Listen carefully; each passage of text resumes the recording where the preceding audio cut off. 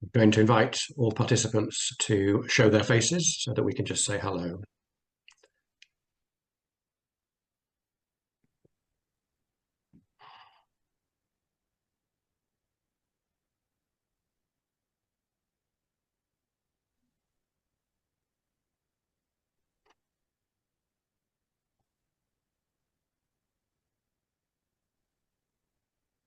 Hello, hello.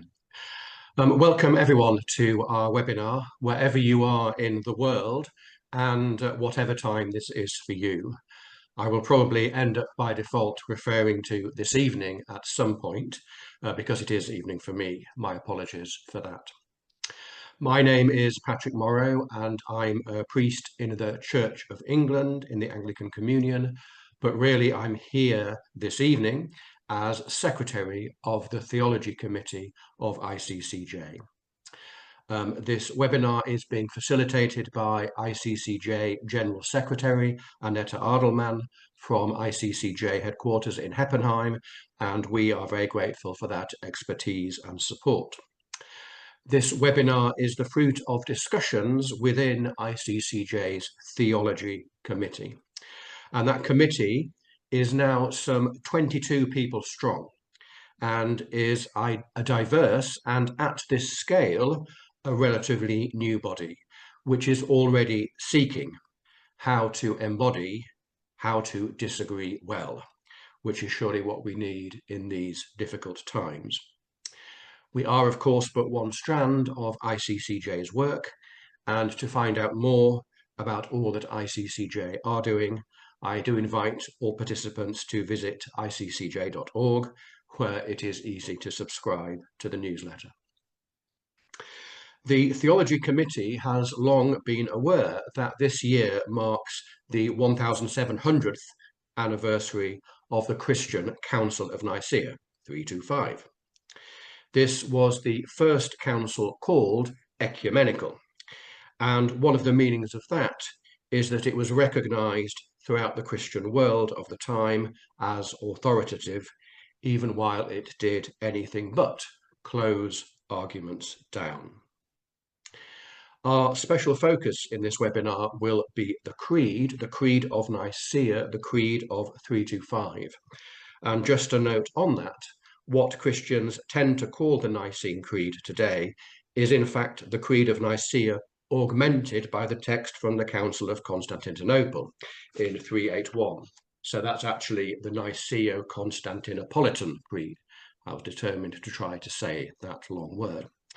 That's frankly unlikely to be crucial in our discussions here this evening at this time, but we shall see. But it has been decided that I would actually read the original creed of 325. We believe in one God, the Father Almighty, maker of heaven and earth, and of all things visible and invisible, and in one Lord Jesus Christ, the Son of God, the only begotten, begotten of the Father before all ages, light of light, true God of true God, begotten, not made, of one essence with the Father, by whom all things were made, who for us men and for our salvation came down from heaven, and was incarnate of the Holy Spirit and the Virgin Mary, and became man. And he was crucified for us under Pontius Pilate, and suffered and was buried. And the third day he rose again according to the Scriptures, and ascended into heaven, and sits at the right hand of the Father. And he shall come again with glory to judge the living and the dead, whose kingdom shall have no end. And in the Holy Spirit. But as for those who say there was when he was not, and before being born he was not, and that he came into existence out of nothing, or who assert that the Son of God is from a different hypostasis or substance, or is created, or is subject to alteration or change, these the Catholic Church anathematizes. So there will now follow 5 presentations on the Creed and 1 or 2 other aspects of Nicaea. The team that you see before you here have already had various virtual meetings, and so the talks themselves are the result of collaboration. Thus, I already know I can promise lively discussion between the panel after the talks. Annette Adelman will also feed in from you, dear participant, from your comments and questions. Please write these in the question and answer function that will be at the bottom of your screen. The Q&A is the place for your contributions, please. We regret that we are not going to be able to open things open to the floor more generally, but we had at least 100 people registering for this webinar, so we do feel that that would be unwieldy. So I'll introduce each speaker in turn and ask them to speak for not more than 8 minutes with a little bit of wriggle room. And so our first speaker is Dr. Geoffrey Reddy, Director of Orthodox Christian Studies at Trinity College within the University of Toronto in Canada, where he teaches liturgical theology, pastoral studies, and both Old and New Testament. He chairs Orthodox Christians in Dialogue with Jews, a working group addressing anti-Judaism in Orthodox preaching, teaching, and worship. So if people other than Geoffrey can indeed turn their screens off at this point. Thank you, Geoffrey. Thank you, Patrick. Good morning, good afternoon, good evening, wherever you may be. In his book, Borderlines, The Partition of Judeo-Christianity, Daniel Boyarin presents the parting of the ways as 2 sibling traditions born from the same mother, that is, Second Temple Judaism in all its diversity, and gradually developing apart over a long and complicated historical and cultural process, almost the way different languages emerge from their root mother, French and Italian from Latin, for instance, though intervening languages like Provençal, Occitan, or Romanche complicate a simplistic either-or picture.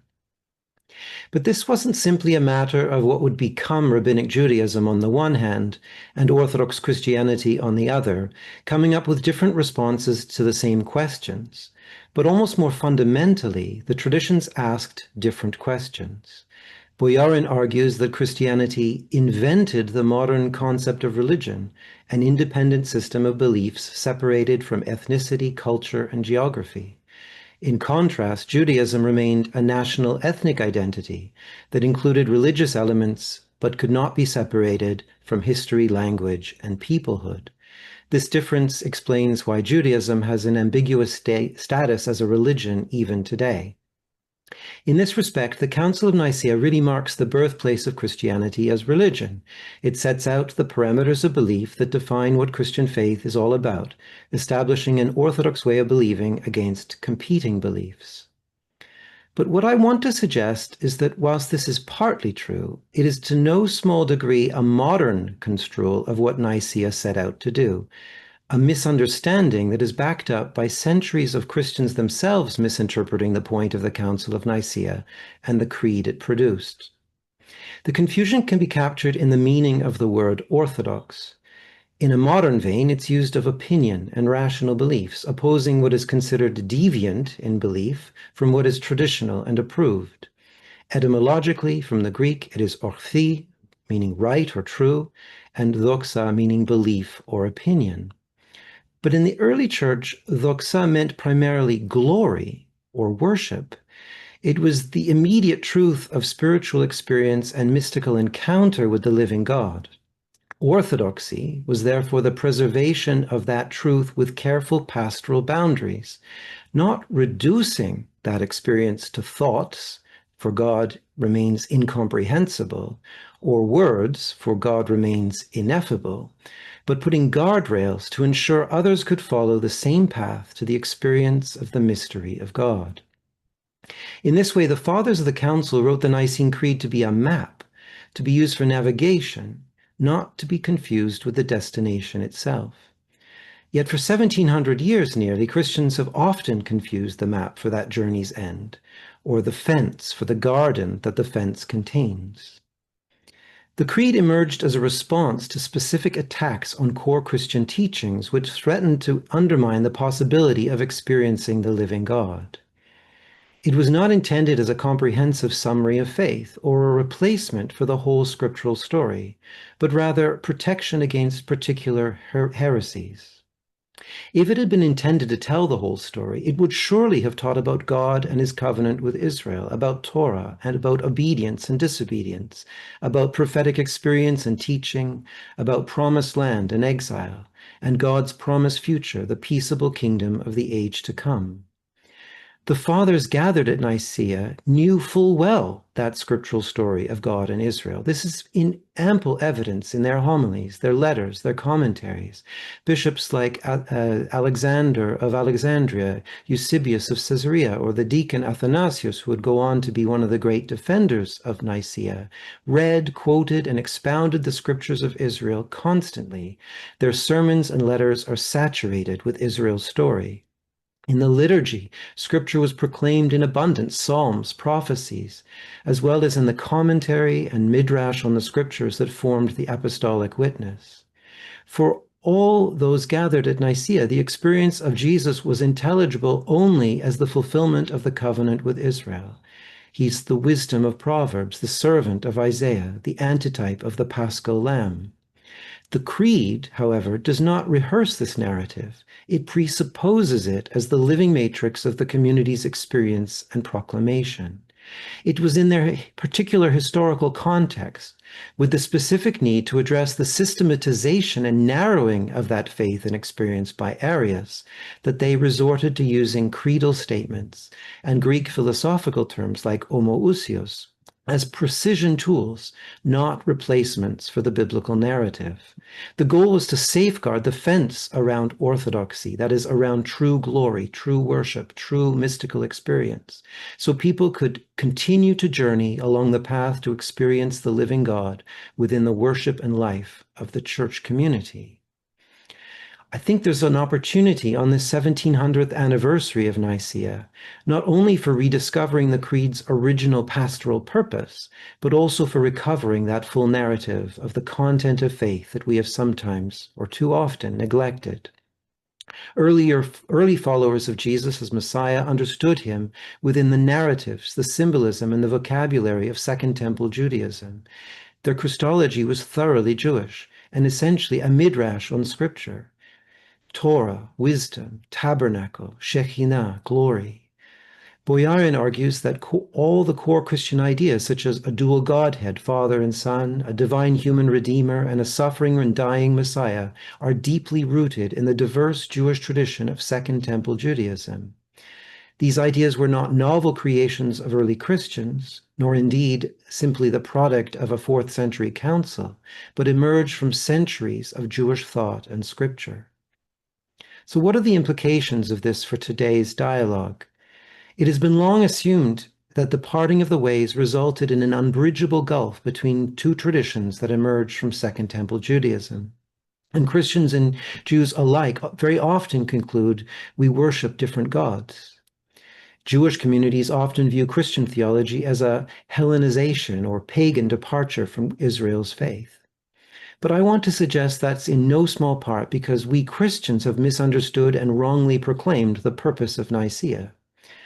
But when we rather speak of Christ in terms of embodied Torah or divine wisdom, Jews hopefully recognize familiar concepts. This scriptural framework offers common ground that Greek philosophical categories cannot provide. Nicene formulations, of course, remain the essential fence protecting orthodoxy, true experience.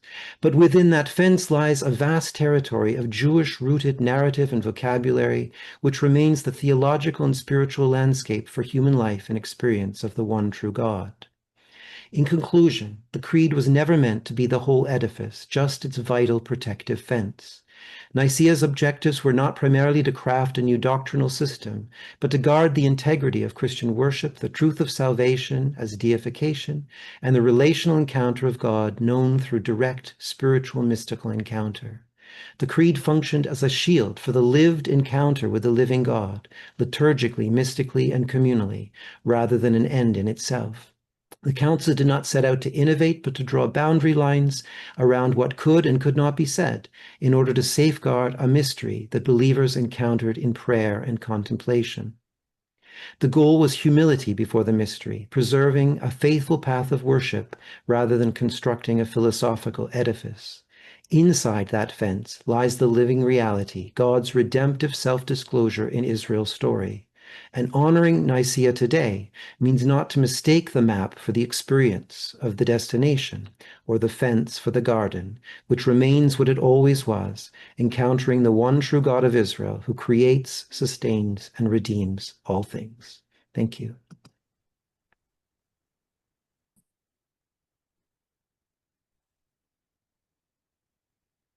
Thank you very much, Geoffrey. You've got us off to an excellent start there with such a rich presentation.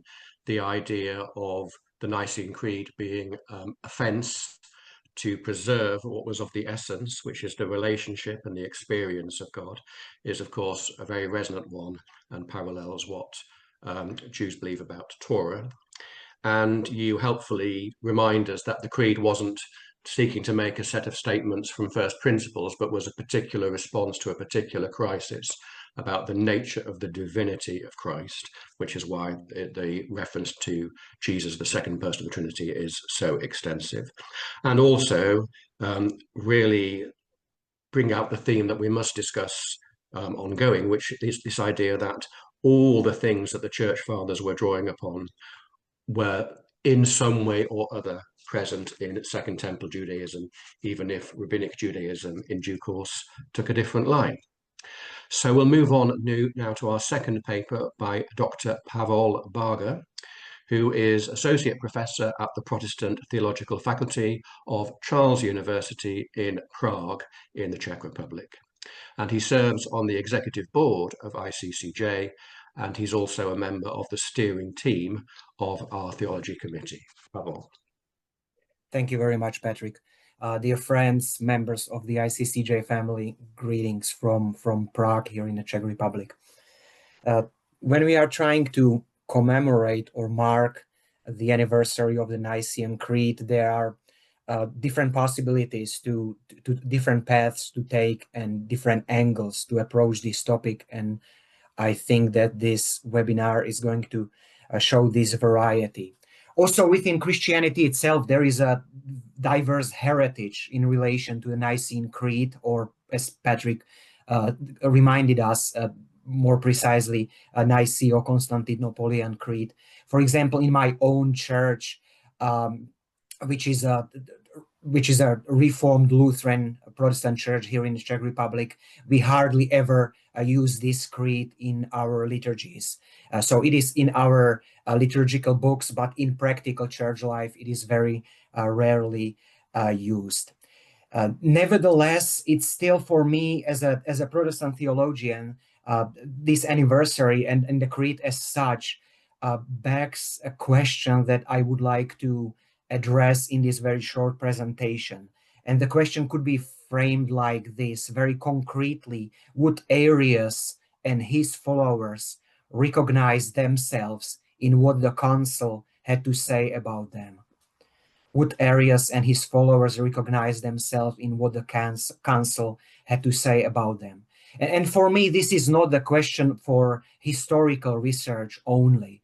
And I, as a theologian of religion and culture, focusing on religion and culture, I do not necessarily have expertise for historical research.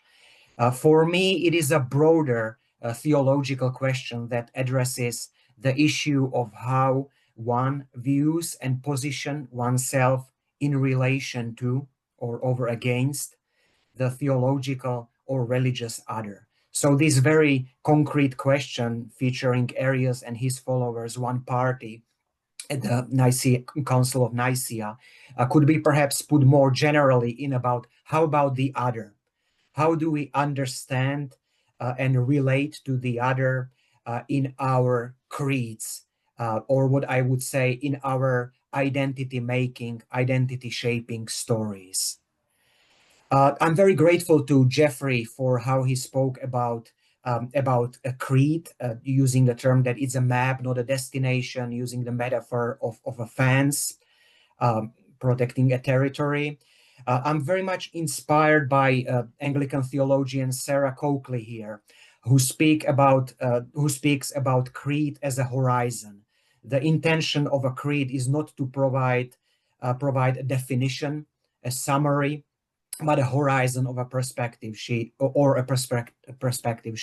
refers to the Greek term horos, that has many meanings, including boundary, standard, pattern, rule, and then more loosely guidance or boundaries, which is very close to what Jeffrey spoke about, fence, map versus the destination. For me, it is very important to note that the Nicene Creed has a narrative structure. It tells a story. And with this story, as with all the other stories, or most of the other stories, there is always a certain narrator who assumes a certain position, certain perspective when telling their story. And this creed is a kind of a story that one lives by. That is what I earlier referred to as identity making or identity shaping, existentially relevant story. Recent scholarship, theological and otherwise, teaches us that identity is not a given. It's not a given, it's constructed. And as I see it as a part of my task as a theologian to critically explore for what purpose, by whom, and with what components are identity-making, identity-shaping stories constructed. Stories such as the Nicene Creed. And one reason for such critical examination is why it is necessary is that these existentially relevant stories, or creeds, if you will, are very often constructed not only so that one can better understand one's own existence and one's own relations to others, to the world, and to the divine or God, but also for the purpose of distancing oneself from those who are different, who believe different, who look different, who worship differently. One challenge here is, of course, that the voice of those others is not taken into consideration when constructing the story. Quite the contrary, negative stereotypization is very often at play here. Let me just remind my opening question again. Would Arius and his followers recognize themselves in what the Council had to say about them? Recently, a historian of Christianity, Philip Jenkins, published an article called Nicene Myths, and I just let me quote from this article what I think is quite interesting. I quote, "The two sides in the Arian debates faced concerns that were close to identical. Each wanted to preserve God's unity while recognizing the distinction between the persons.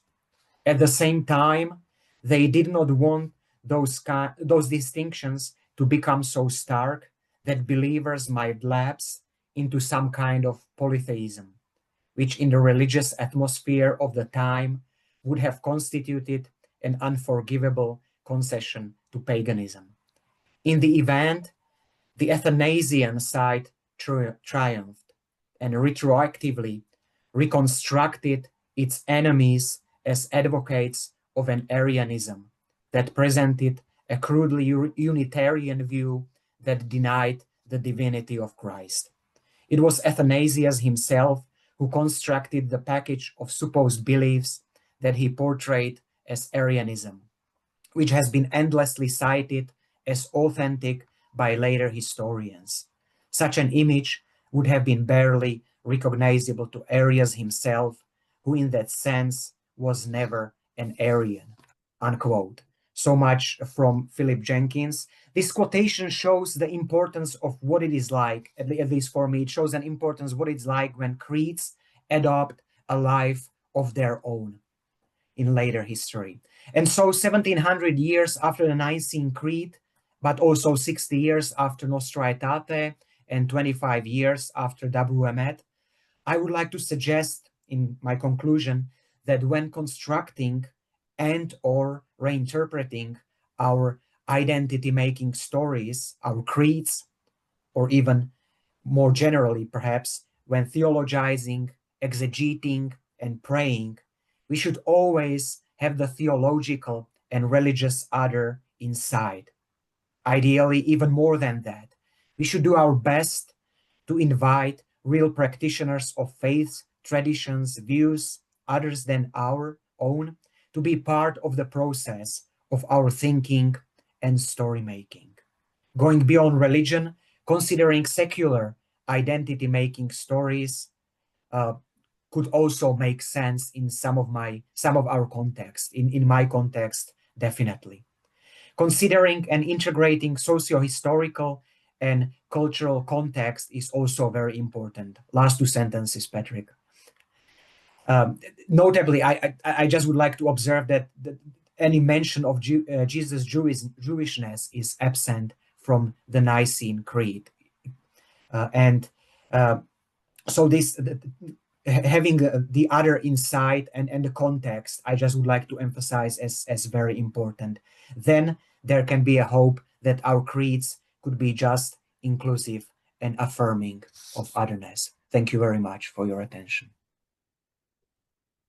Thank you, Pavol, and thank you for moving us forward. We've already spoken about the Nicene Creed as being something like a fence or a boundary in that sense. And you've reminded us, if it's not a mixed metaphor, that boundaries have shadow sides and what happens with the othering of the other, which is why I felt it was important that when we heard from the Creed of 325, the original Nicene Creed, we did include the anathemas, because very clearly this was setting out to exclude certain kinds of brothers and sisters. So thank you for that. And we move on, and we'll now hear from Dr. Norman Tobias, who is a Canadian jurist and historian and author of the book Jewish Conscience of the Church, Jules Isaac and the Second Vatican Council. And he is a member of the Canadian Catholic Conference of Bishops, Canadian Rabbinic Caucus Bilateral Theological Dialogue. A lot to that, but very important work. But actually more pertinent to what we're going to hear Norman say now is his analytical lineage, because he's going to address that. So if I can ask Annetta to just bring up the analytical lineage, and over to you, Norman. Thank you. Hello, everyone. As the only non-theologian on the panel, I do the history of ideas. I felt some trepidation, not unnaturally, in venturing beyond my scholarly wheelhouse. So instead, I took the coward's way and defaulted to another domain in which I have some experience, and I will try to marry that other domain with Nicaea. And The psychoanalytic lineage is only important insofar as the substance of my remarks is not merely the product of theoretical musing, but also empirically based. It is known that Eusebius of Caesarea, one of the few Nicene Council bishops who sided with Arius, preserved fragments of the Stoic philosopher Eunomaus of Gadara. This pagan philosopher was useful to Eusebius to attack the credibility of pagan religion from within. Eunomaus's critique of oracles, particularly Apollo's at Delphi, is preserved by Eusebius in his preparation for the Gospel, Book 5. Quote, "When we come to consult you," he says to Apollo, "if you ceased what is in futurity, why use expressions that will not be understood? If you dost, you takest pleasure in abusing us. If you dost not, be informed of us, and learn to speak more clearly." End of quote. Rafael Lopez Corvo observes, "I think that if consciousness were to write a letter to the unconscious, it would for sure make similar demands." Why does the unconscious, using ideograms and images, speak in a cryptic language, making it difficult to understand its messages? The answer has to do with efficiency, I think. If the unconscious were to have the same consideration of space-time indispensable to consciousness, writes Lopez Corvo, it would be similar to actors in a play who, instead of acting their assigned characters, would insist on being themselves and addressing their own personal interests and conflicts, thus obstructing the play representation. In the Kleinian Bionian analytic understanding, the unconscious, as a continuous source of one's truth, is always becoming, like Heraclitus's stream. It is unknowable and cannot be grasped, but it can be intuited with an act of faith.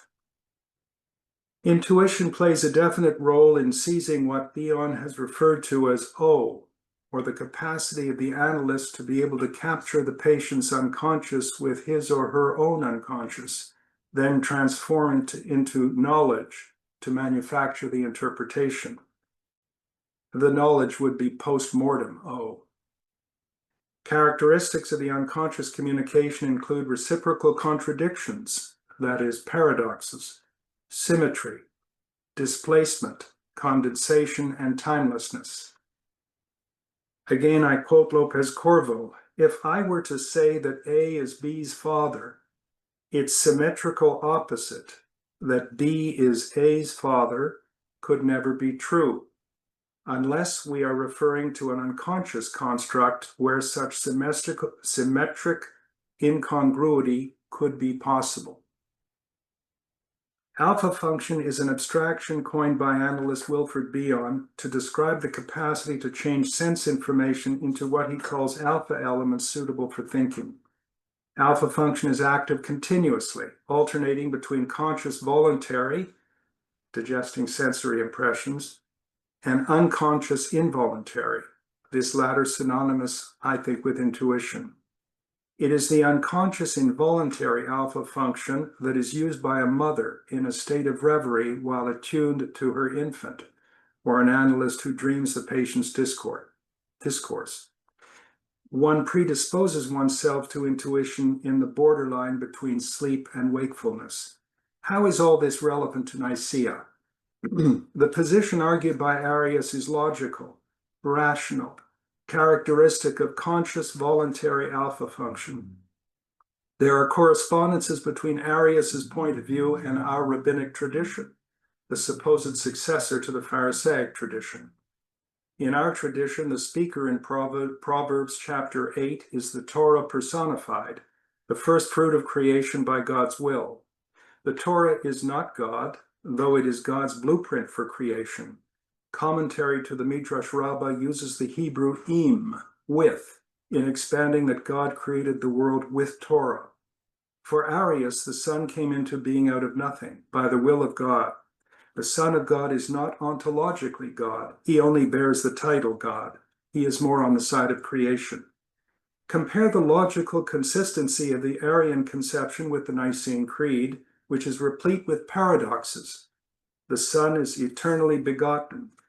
Jesus fully God and fully human. A threeness in the oneness of God. All paradoxes. When it comes to unconscious involuntary alpha function, that is intuition, we are in the realm of cryptic and abstract symbolisms marked by symmetry and contradiction. Yet intuition is a form of intelligence. Conscious thought can be considered the response of memory as knowledge and experience stored in the brain. It takes time. Intuition, on the other hand, flashes instantaneously from behind our backs, so to speak, and is more reliable than is conscious voluntary alpha function, especially in the realm of motives. In the days of Nicaea, of course, the Council Fathers were unaware of the unconscious, but that does not mean it was not in operation, nor does it mean that that which was intuited was never grasped with an act of faith.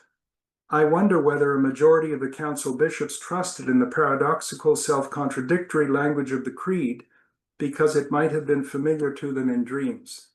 After all, did not the Amora Reb Chizda observe, quote, "A dream not interpreted is like a letter not read," close quote, Brachas 55a.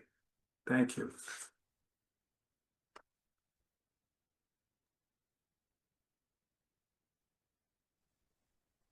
Thank you, Norman. You've taken us in a fascinating direction.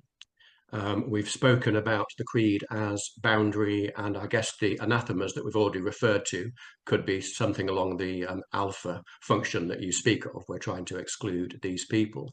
But the actual content of the creed proper, indeed, has often been reflected on as mystery and paradox. It's not an attempt to make, as it were, scientific statements about the nature and dimension of God, but it intends to take us into a mystery, right back to the first word, we believe or I believe. It's much more, I'm placing my trust in. So thank you for bringing in the mystical element and indeed the unconscious. So we come to our next speaker, who is Rabbi Debbie Young-Summers, who is part of the clergy team at Edgware and Hendon Reform Synagogue in London. She has been active in Jewish-Christian dialogue since her teens, and was chair of ICCJ Youth Council 2002 to 2004. And interfaith dialogue has remained a core passion of her career, and she currently teaches world religions and encounter to rabbis in training at Leo Beck College. Debbie. Thank you, Patrick, and thank you to my wise colleagues. I share Norman's trepidation in not being a theologian, but relying on the wisdom of the world. Pavel, I loved how you described identity stories. And for me, dialogically, identities inevitably are today and historically, of course, developed in relationship to one another, I think. And of course, historically, as Jews and Christians, we have done that particularly strongly, and of course in differentiation to one another, as well as in closeness to one another. And I think for me, Nicaea forms quite a core part of that. I started thinking about this by turning to the wisdom of one of my teachers, Rabbi Mark Saperstein, who has a volume entitled Moments of Crisis in Jewish-Christian Relations. And I was, I suppose, frustrated and delighted to discover there was no index reference for the Council of Nicaea or for the Creed, and thought this was perhaps a hopeful start. But the Reverend Giles Fraser argues a large part of the purpose of Nicaea was really to settle the question of who was Christian, who was in, who was out, especially in differentiation to Judaism. So it can be argued, I think, that there's no explicit anti-Semitism in the Creed, but Fraser certainly sees it as a moment that the Church's official policy starts to become anti-Jewish and solidifies theological differences within Judaism between Judaism and Christianity, which until then had really been part of a debate rather than church policy. And he quite strikingly writes, "The Romans not only killed Jesus, but at Nicaea they stole his religion and made it their own." Interestingly, of course, Nicaea didn't suggest that Jews killed Jesus. It remains quite assertive in sticking to the Roman story there. The council seems to come at a time where we see a real shift in the relationship as well between Christianity and Rome and power, because of course Constantine's conversion is shortly before, and the theological tensions really that are emerging between Judaism and Christianity were being expressed already, and there was anti-Semitism present. Bruce Thompson, a Methodist minister in the UK who has a wonderful volume, Echoes of Contempt, talks about a practical example of that expressed through the building of the great basilica over the recently identified then site of Calvary, which was overlooking the now destroyed site of the ancient temple. His understanding of that was it was a testimony to the Jews' failure to satisfy God. And of course, there's also Chrysostom, Augustine, all these sort of ideas starting to emerge. It was, of course, Constantine, a Roman emperor, who called the council, it seems, to settle the matter of who and what was Jesus. It's Athanasius's view that Jesus was begotten and not created, and thus was from God in a new and indescribable manner that dominated the discussions and the formulations, although it does seem it was quite a few centuries before his ideas were able to be restated in a form that Christians were ready to accept. And of course, even then, not with uniformity. Were any of us ever to find uniformity within our traditions? But I do feel this starts a moment of breach really with Judaism theologically, and it permanently seems to set us off down separate paths in a way that previously we're wrestling with one another, and I think this creates a clear diversification of the paths. And yet, personally, and this is a personal piece for me, I really agree on the Nicene emphasis of the absolute unknowability of the ineffable, indescribable God. I would perhaps personally argue that Jesus is yet another human way of trying to connect to that unknownness. Not my way, and theologically, of course, not the Jewish way. Yet, to move Christianity and perhaps Jesus away from its Jewish roots in that way. And it expresses for me something of the core that all people of faith would do quite well to hold as central.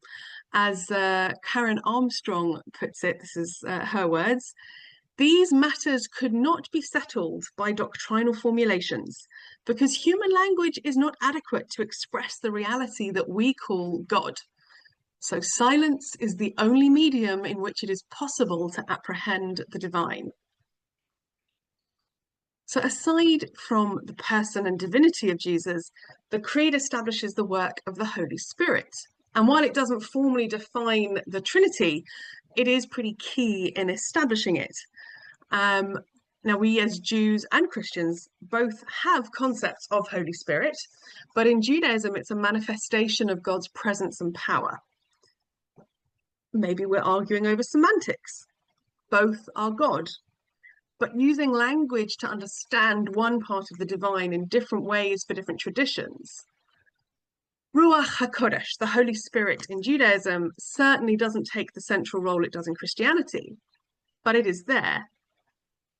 And it was really interesting to me that reading Reverend James Parks, of course, one of the founders of Christian Jewish dialogue, certainly in the UK, argues that to a 4th century Jew, Trinitarian doctrine was likely seen as an aberration rather than deliberate tritheism. And I would like to think that most Jews today are on board with that to some extent. As formative as Nicaea was, and in fact is, to establishing church doctrine, it also feels like a crucial moment in the parting of the ways of our sister traditions. It was a time where power and faith, identity and politics were a complicated and unwieldy force, unfolding both together and in opposition. Nicaea did not end the debate internally for Christians over incarnation, Trinity, and so on. Would such a thing ever be possible? But it does feel like the symbolic culmination of a formal parting of the ways in how our traditions talk about Jesus and understand incarnation. And I would argue it creates the opportunity for different people to approach the unknowable in even more diverse ways and approach one another with careful listening and wrestling together.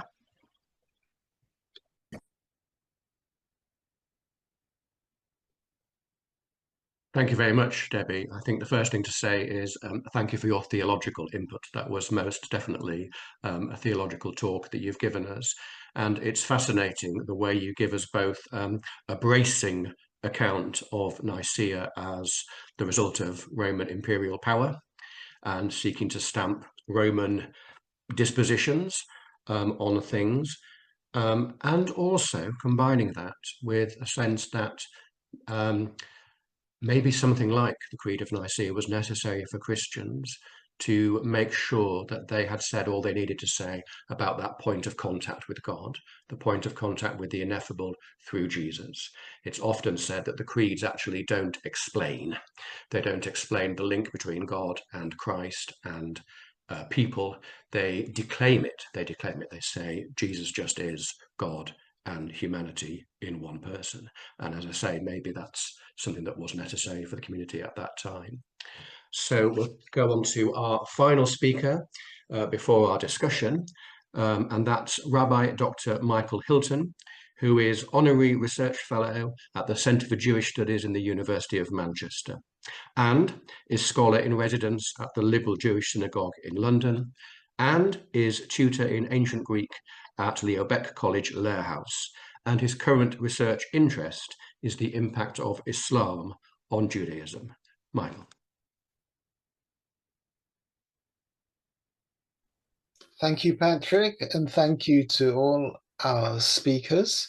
One theme I seem to have heard from all around is about the map and the border and how the creed set up a boundary fence. And it's clear from what people have said that Jews were firmly outside the boundary.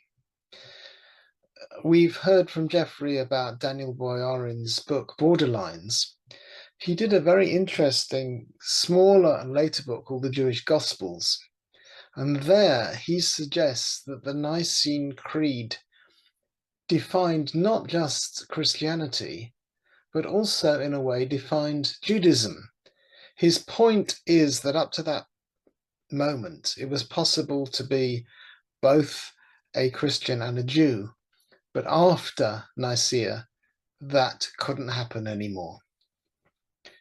Well, we've moved on a long way in the last 1700 years, and I'm going to tell you a little bit about a remarkable thinker in our time who's helped build a constructive narrative around the Nicene Creed, the contemporary Orthodox Rabbi Irving, better known as Yitzhak Greenberg. He is, I think, the most engaged Jewish thinker to talk through the meaning of Christianity for present-day Judaism, especially in his book For the Sake of Heaven and Earth. An essential notion of his efforts to do this is to appeal to Christian experience, which he says is only relevant, of course, to Christians. Jews have had a different experience. Jews did not get the messianic deliverance they'd been awaiting, and therefore Christianity has no claim on Jews.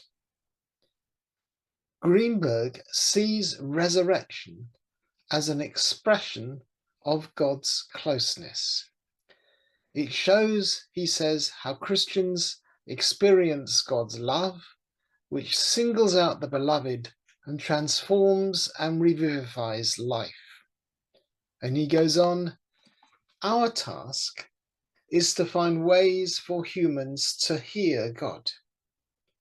We should measure religions by how people act after they've heard the word. If incarnation and resurrection of Jesus lead to Christian triumphalism, to persecution and idolatry, then Christianity proves itself to be false. But if it leads to deeper compassion and understanding and a grasp of the human realities and human needs, and motivates us to covenantal action, then it validates itself as a channel of the divine. He argues that the true lesson of the crucifixion is that if God in person came down to earth in human flesh and was put on the cross and crucified, then God would be broken. God would be so exhausted by the agony that God would lose faith, as he puts it. The overwhelming call for both religions is to stop that crucifixion, not to glorify it. Thus, Greenberg tells Christians what he thinks the crucifixion really means, or at least what it ought to mean today. Not a sign of love or redeeming sacrifice, but a teaching of how deep humanly inflicted suffering can operate, even causing God to lose faith. God goes to the extreme to show us how not to act towards one another. As a Jew, Yitzhak Greenberg does not affirm Christian faith in the Incarnation or in the Trinity, but he does affirm the religious experience of believers and their efforts to keep their faith tied to its Jewish roots.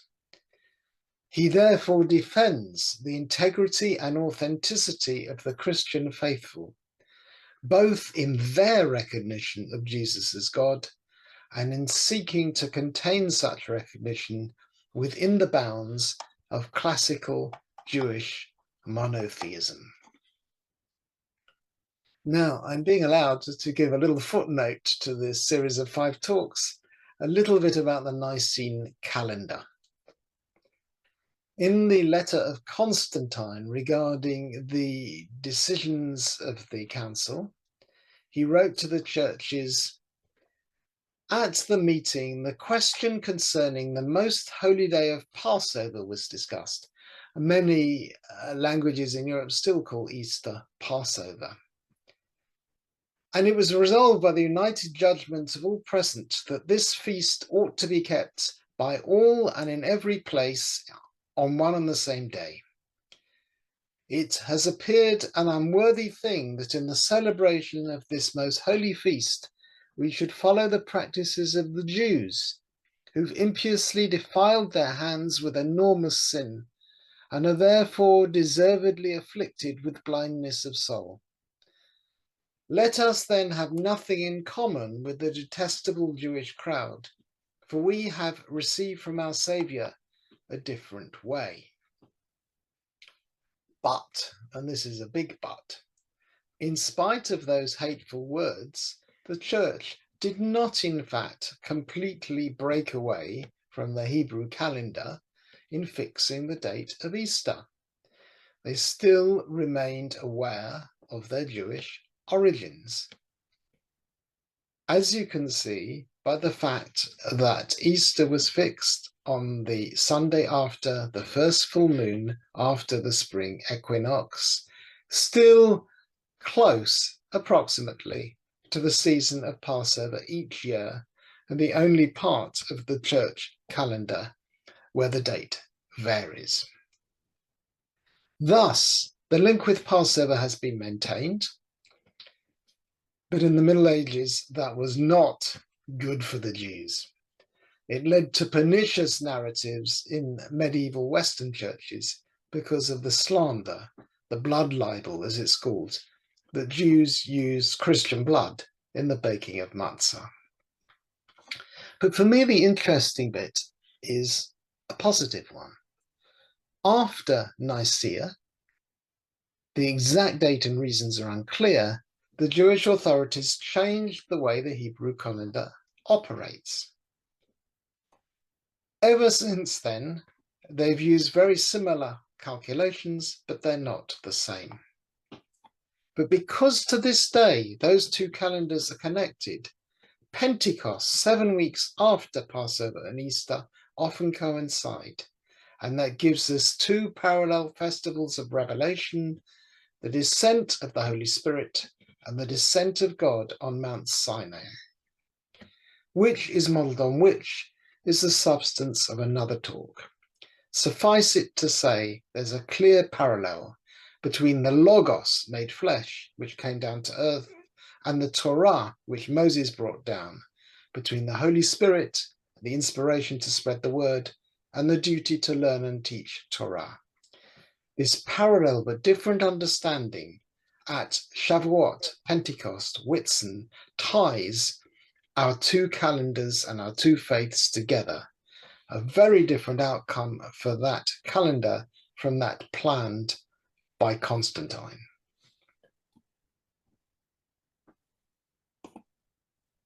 Thank you very much, Michael. And indeed, that little excursus on the calendar is very well received and very important. And in the first place, does remind us that parts of the Council of Nicaea were certainly expressly anti-Jewish, anti-Semitic, and we've heard that, but that we're not always in charge of what follows from our decisions. And that linking of Passover, Easter, Shavuot, Pentecost is fascinating and is real. There are, of course, in the Christian world, some moves to have a fixed date for Easter on a certain Sunday in April or whenever, but they are not progressing with speed, I think is the best way of putting that. Thank you. Can I invite all the speakers to show their faces again? And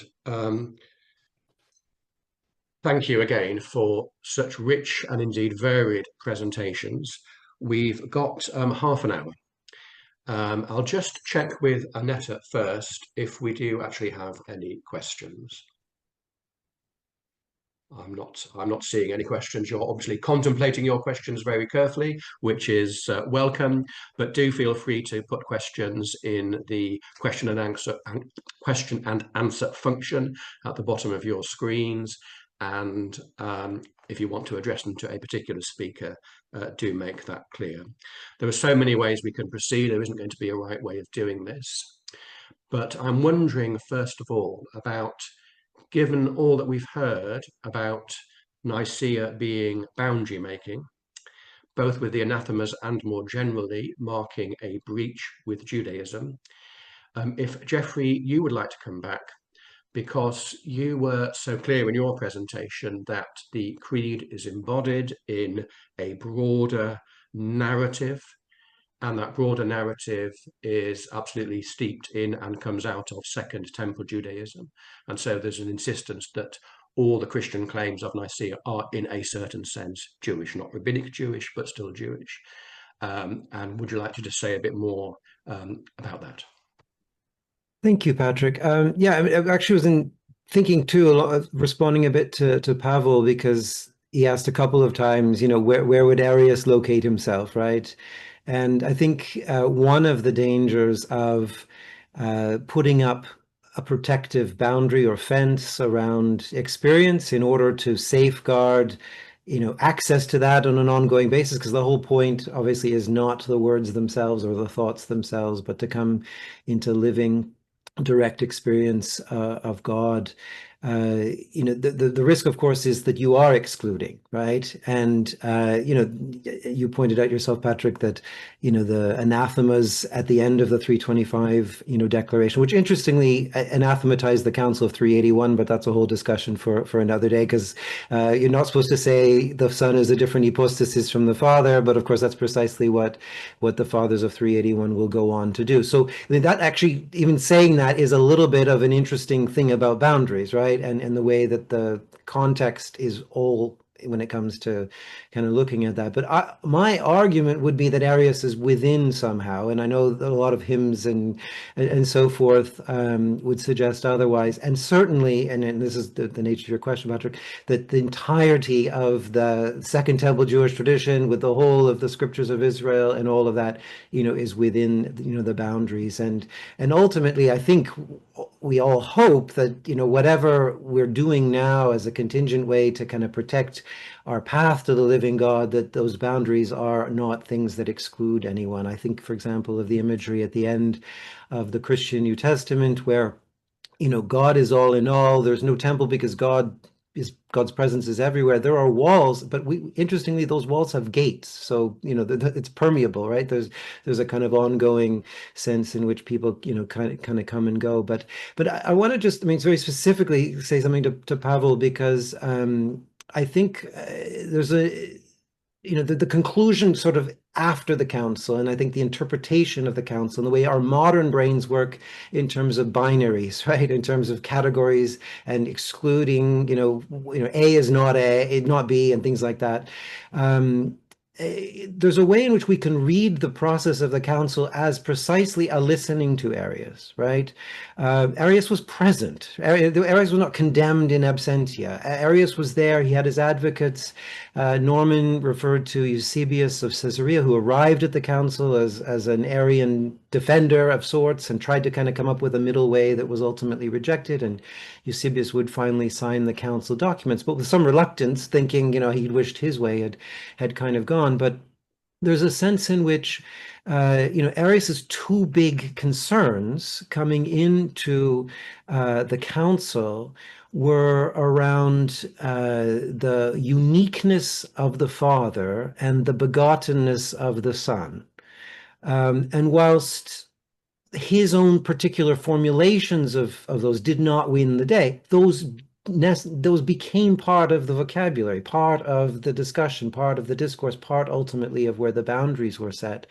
That those things were really, really important. That it was not a matter of conflating, expressions of divinity into one thing. The Son is not, the Father. The Father retains a primacy, within the Godhead and so forth. So, there's another kind of more charitable way of kind of reading all of that. And despite all the horrible things that subsequent hymnography would say about Arius, right?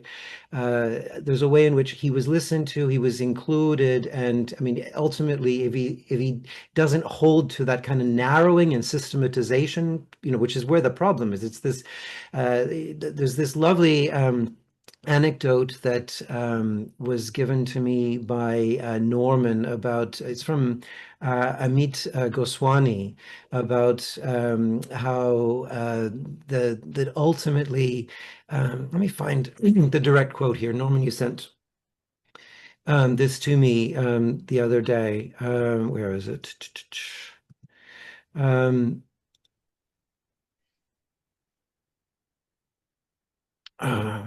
Can't put my fingers on it. Norman, maybe you can quote it directly yourself. But the idea is, here it is. The mystic's well-meaning followers inadvertently play the role of the devil in an old joke. God and the devil were walking together when God picked up a piece of paper. What does it say? The devil inquired. Truth, said God serenely. Give it to me, said the devil eagerly. I'll organize it for you. And so the idea is that any sort of systematization, writing down, thinking about something of truth is to reduce it and to limit it and to narrow it. And it's interesting, in Greek, the word heresis, heresy, doesn't mean falsehood. It means choice. It means to narrow or limit the truth. So the truth is the biggest category of all. And so in some ways, the council the boundaries are wide, and that the truth itself is meant to be expansive. And what is ultimately excluded is narrowing, is as a limitation, as a systematization or a reduction.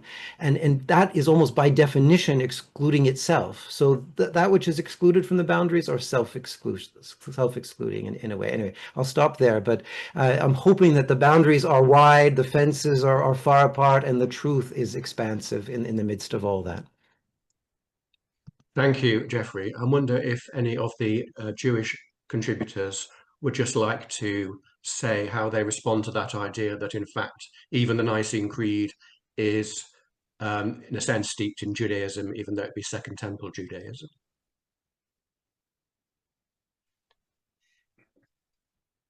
Michael? Yes, it's there. It certainly is there. And of course, there are different aspects that Christians have taken up which Jews haven't. For example, the Torah's description of garments for priests, which no longer exists in Judaism, and many other little details like that that are part of Christianity but not Judaism. I think where the part that's difficult for us is the question of inclusivity. First, there's the question of whether we want Christians to include us in that way. I'm sure there are many Jews who wouldn't want that at all. But I'm also aware that we don't like being excluded either. So I remember when the first plans were being discussed for this anniversary, I think about a year ago, and it was still Pope Francis at that time. And it was proclaimed as a time of bringing everybody together in unity. But it was also clear that it was only Christians who were being brought together in unity. In the initial discussions, I didn't see anything about other faiths having a part in this at all. There's a difficult walking the tightrope there between including Jews, which we don't like sometimes, and excluding us, which we also don't like sometimes. But that's a paradox. Thank you. Pavol, did you want to say something? It was just a brief comment on what Jeffrey was referring to earlier about how Arius himself very much in line with the previous anti-Nicene fathers, so theologians like Tertullian or Clemens of Alexandria or Origen. In their teaching, also there was some, I mean, they're trying to maintain some distinction between the Father and the Son, and it kind of resulted, or what we know from their writing was a subordination. So I think the former Archbishop of Canterbury, Rowan Williams, did a wonderful research on Arius in this regard. So that just to support what Jeffrey was saying, that very much then what has taken root was the later on reinterpretation of Arius and his legacy. Thank you. We do now have some questions from the participants, and two really relate to the anti-Jewish aspects of the whole council. So from David Sandmel, should Constantine's anti-Jewish language be seen in the context of church leaders or the elite responding to popular attraction to things Jewish, and maybe thereby losing their way on Jeffrey's map? So was that part of the motivation there? And a particular question about whether, from Michael Trainer, about whether Nicaea is actually responsible in particular for the dissemination of the charge of deicide. Was that part of Nicaea's anti-Jewishness? I don't know who would like to take that. It might fall to you again, Jeffrey. Yeah, let me take Michael's question first here. I don't think so. I mean, I mean, Debbie, I think, was the one who referred to the fact that, I mean, that Nicaea had the opportunity to blame the Jews for the crucifixion of Christ and didn't take that up, thank God. You know, interestingly, the only human being, you know, who kind of gets, you know, kind of eternally memorialized in the creed is Pontius Pilate, and it was under him that Jesus was put to death. And so I think possibly there is all kinds of things you could say, disseminated deicide, but I don't think the council itself was responsible. It's interesting that what, you know, Michael read out from the letter of Constantine, you know, that's where the real anti-Jewish, you know, kind of sentiment, you know, comes from. And clearly, you know, this has political, cultural, historical, you know, kind of context and circumstances. It's not precisely a theological statement, you know, in any kind of pure sense. These are all, of course, intermixed, you know, categories, you know, all the time. And I think, you know, many Christians have rethought their relationship to Constantine in particular over the last little while. I mean, just as we've come out finally of Christendom, which was established also at this council in a way, this marrying of political power and the church, which the church never benefited from really in any sort of way. It thought it did, and it often relied on that, and it has been horribly disastrous from beginning to end. And thank God we're coming out of that, and maybe the kind of lionization and kind of the commemoration of Constantine as a great Christian hero probably needs to kind of come to an end with that. And so along with that can maybe die some of that anti-Jewish rhetoric that he was espousing and so forth. I mean, and to this day in the Orthodox Church, I mean, people are convinced that our Pascha needs to follow the Jewish Passover because we can't celebrate, with the Jews and using that Constantinian language and so forth. But it has been definitively, shown by every historian and theologian that this was not the point. It was to kind of give a common date because there were various dates being used across Christianity, including my own forebears, the Celts, who had their own peculiar way of dating Easter. And it was only at the Synod of Whitby in 664 that was put to rest in Britain. But yeah, I think we can kind of parse out the different aspects of this historically, culturally, politically, and hopefully not canonize the words of Constantine alongside the creed itself. Thank you. And it's very interesting thinking about the power dynamics of the council, because John Pawlikowski has put a note reminding us that at Nicaea we're representatives of house churches. The formal institution of the church, as we know it, was just coming into existence at that time. I don't know if you'd like to comment on that at all.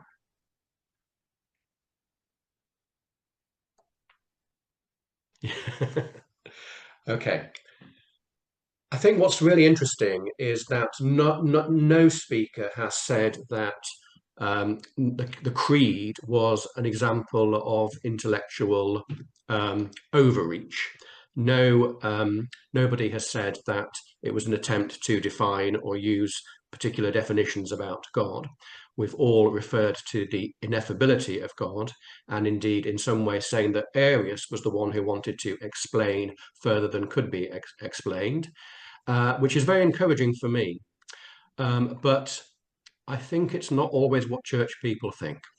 If I'm honest, when we come to the creed in my liturgy in the Church of England, people often do say the creed with something of a heavy heart, saying, oh, why do we have to affirm all of these particular propositions when we haven't quite worked out whether we believe them or not? One related question about that for Jewish contributors is the perennial one. Is there anything like a creed in Judaism? I know there are various contenders, but there's nothing that sort of has to be recited, as in I believe the following. Well, discuss. Do you feel that you have something like a creed at all in Judaism? Debbie, would you like to take that?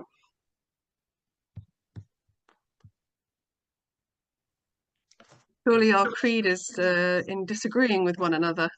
And the debate being the driver of fresh thought. And I think actually Nicaea comes out of a similar drive of how do we settle some of these debates. And I'm not sure Judaism has such an interest in settling the debates as final. I think on a very simple level, we would consider the Shema, the Hero Israel, as close as anything, certainly on a community level, the sort of thing that expresses the core of belief, but also the core of practice. And I think for me is that balance of the fact that this isn't a theology, this isn't a faith, this is a way of life and a faith that walk together, and that way of life is core. Whether or not you have the faith with it, which is often a bit challenging in Jewish-Christian dialogue, because many would be active Jews who want to engage in the dialogue, but may not be so deeply faithful. If I could just add a sentence. When Maimonides formulated his 13 principles of the faith, he did so very much expressing them in opposition and contradiction to Jewish and Christian claims. And what's fascinating is to compare that with what we're talking about this evening, because we can see that the Creed at Nicaea too came to be defined in order to combat those who were thought to be disagreeing. So there's something about creeds that perhaps do this. It's when you have opponents that you feel the need to state your faith more clearly than perhaps you might need to otherwise. I recall in the course of my MA studies, based on the assumption that the Shema is our central affirmation of faith, and it's to be found in what Christians would refer to, some Christians, as the First Testament, which is equally canonical from a Christian vertex. I would ask professors, Catholic professors, how do you get 3 out of echad, out of 1? And none of them could answer it, but I stumbled across the answer in a letter from Maimonides to a community, I forget where Maimonides in his letter referred to a hermeneutic or exegesis of 4th century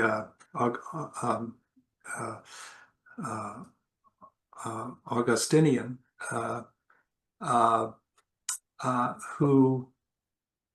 who gets 3, from a Christian perspective, who gets 3 out of echad with the thrice repeated name of God in that pasuk, in that verse. But I found it fascinating that none of the Catholic faculty were in the institution could answer my question.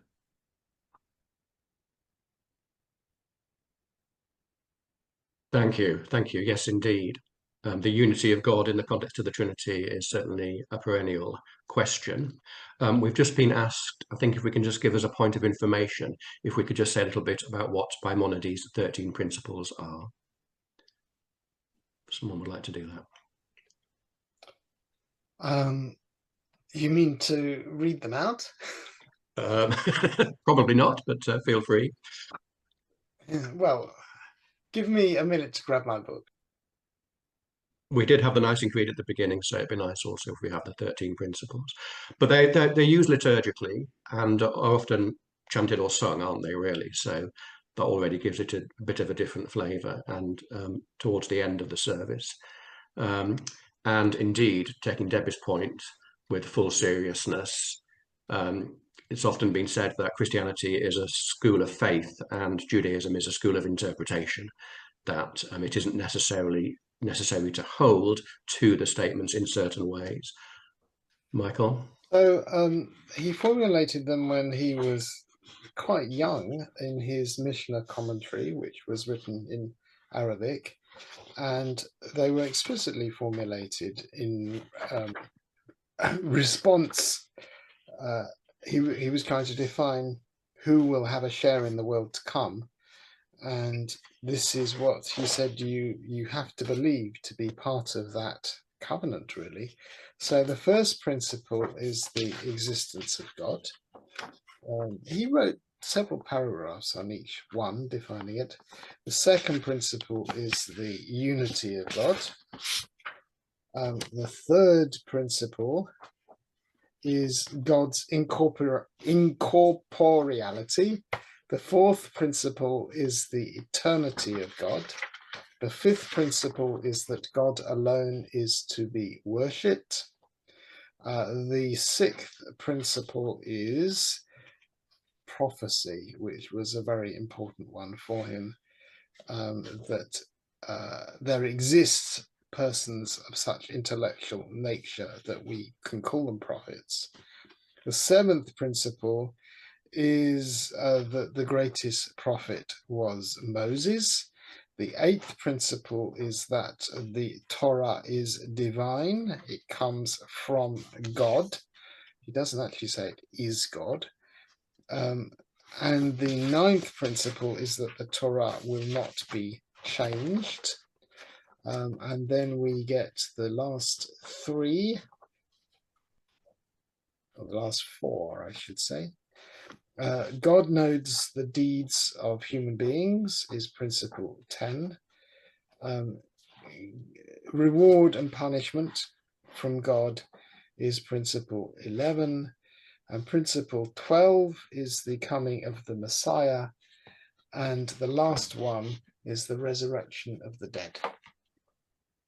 Thank you very much. I think we've clarified what people are asking, which is, isn't that a creed, basically? When you read it out, it does sound like a series of things to be believed. The question is, if it's not a creed, why is it not a creed? Oh, and I've mentioned how it functions liturgically, but yes, if you just want to answer that briefly, Michael. well, that's easy. It's because it's the work of one man writing a book. Yeah. It was not a council, a synagogue council. He wasn't on a committee. It was just his opinion. We don't have anybody who speaks ex cathedra. Yeah. And it's sung as a rather jolly tune at the end of a jolly Friday tune, night service. It's a bit of fun, there's not a lot of gravitas to it. Indeed. Which is, as I say, is very different from the way the creed tends to function in the Christian liturgy, whether that's intentional or not. We have perhaps 6 minutes left. It's important that we do finish on time. So I'm going to invite us to go around the room. Let's do it in reverse order. If you'd like to make just some closing remarks about all the riches that we've enjoyed here this evening. So I'll start with you, Michael. Okay, giving me the floor again. So this has been a rich dialogue, and I hope it can be the start of something, because I think there's a lot more to discuss. And I think if this anniversary is to really mean something for Jewish-Christian relations, we have to think about how it can bring us together. Thank you very much. Debbie. Yeah, I think I'm deeply grateful to have learnt with such great minds this evening. And I think to go back to one of the earlier questions about the charge of deicide and the anti-Semitism, I was quite struck by the absence of deicide in the Nicene Creed, and of the but the anti-Semitism that sort of surrounded the context. And I wonder to what extent the Nicene Creed tried to set boundaries in a way that put limits, if you like, to the anti-Semitism by saying this is this and that is that.